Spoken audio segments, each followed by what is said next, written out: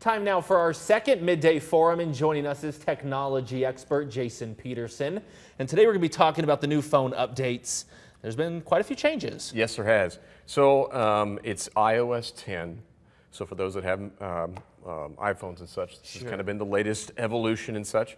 I think the thing now I say is, I tell people I've got a mother that's 66 and has had an iPhone for 3 years. And with every update, it seems to get easier for her to use. Just simple things, basic things, a little less cumbersome. So it's not anything revolutionary necessarily. I think for those that are texting crazes, the little gadgets and stuff related to GIFs and so forth, and what you can do, and it's got predictive for all the emojis, if people know what emojis, the little icons and stuff. So that's kind of fun. I think the texting part has gotten quite a bit better. I'm a fan of, like, I had an Android phone, and I liked how you could swipe and you'd have what I'd call widgets, things you could look at, little snapshots of like your calendars or stocks or whatever. And Apple has added that. So it was about time they did something like that. And then it's kind of nice because I have the update as well, and you pick up your phone and it's kind of the first thing, so you can just kind of scroll up and down and get, hey, this is what Channel 8's saying. Hey, get some news, get some things, get the stocks as you mentioned. Absolutely. Again, a lot of it's smart now, so you can do a lot of things without unlocking your phone. So again, when you get those reminders, or right there, the reminders are there.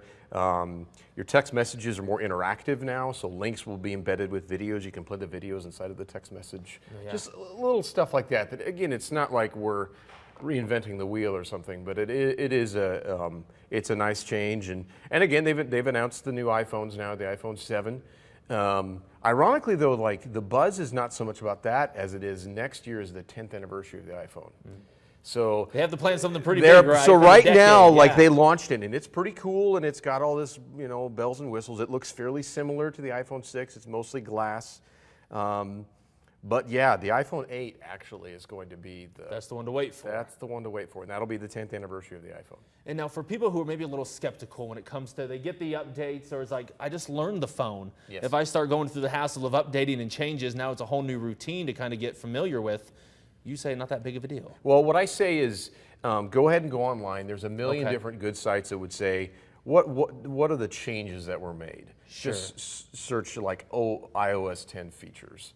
I think from just using the phone, and I'm using my mom as a litmus test. She knows it fine. It was totally cool.